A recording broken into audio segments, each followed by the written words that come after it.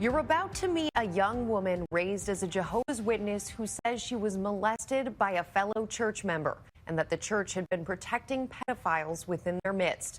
Now alleged victims from across the country are coming out with claims of their own. With the religion under siege tonight, here's Nightline co-anchor Dan Harris. I can remember feeling like, the inside of me screaming out to the people of the congregation for help.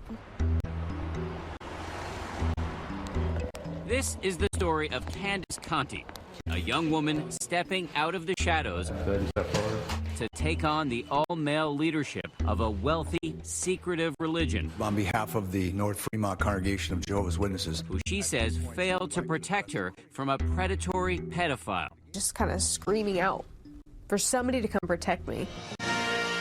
What most of us know about the Jehovah's Witnesses is that they may have knocked on our door as part of their global proselytizing campaign, celebrated in church videos like these. Bringing solace to millions in a troubled world. But now Candice Conti is out to prove that there is a dark side, that church leaders, ensconced in their New York City headquarters known as the Watchtower, have fostered a policy of silence on child abusers. Do not reveal the confidential talk of another. Some of whom have gone on to repeatedly reoffend. Do you remember your first impression of Jonathan Kendrick? He's just a big person. Found him very scary. When Candice was 9 years old, she says she was abused by a well-liked member of her small congregation in Fremont, California. While door-to-door evangelizing, which Candice would often do without her parents, she says Jonathan Kendrick began taking her to his house and molesting her. I don't really want to go into everything else because I don't want to have nightmares. Right. Understood. She testified that he abused her several times a month for what she says felt like 2 years. When you were a kid, why did you feel like you couldn't come forward? Bringing that up just would demolish the only people that I knew. I think I was scared too. Candice had nowhere else to turn. She says because of her beliefs, she grew up isolated. Do you remember what the church taught you about the world? Everybody outside of the Jehovah's Witnesses are pretty much walking dead.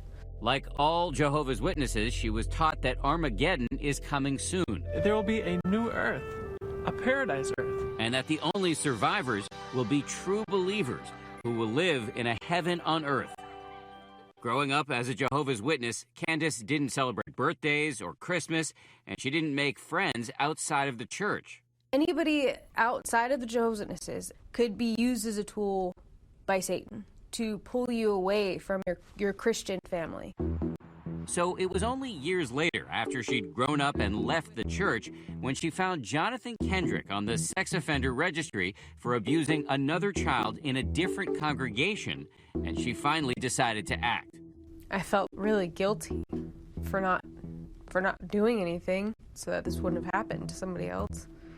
She went to local church leaders and told her story. But they wouldn't listen to me unless I proved my case. How do you prove that you've been abused? You have 2 witnesses to the crime. According to the religion's internal system of justice, it's believed that the Bible requires there to be at least 2 witnesses in order for a crime to be punishable. Who abuses children with 2 witnesses? Nobody does. And that was precisely the point. The law is. So she went to the police instead. But with Kendrick denying the abuse, the police never brought charges, although they continue to investigate. Her next move was to sue the Watchtower itself. They need more than one lesson. She hired a lawyer, Rick Simmons, who had spent many years representing the victims of pedophile priests in the Catholic Church. If ever there was a group that needs the sun to shine on them, it's this one. Because when your doorbell rings on Saturday morning and your kid answers the door, you don't want that guy to be a child molester. All right, sir, if you'll please raise your right hand. When Candice and her attorney began conducting depositions with local church leaders, known as elders, they learned something astonishing. Do you recall becoming aware at any time of sexual abuse of a child by Jonathan Kendrick? Yes. Even before Candice was abused, the elders knew that Jonathan Kendrick, who then held a leadership position in the congregation, had molested his own stepdaughter, his first known victim. He confessed to touching her one evening when he came home. And yet the elders did not call the police and did not warn the rest of the congregation. Did that make you furious? Yeah, I was disgusted.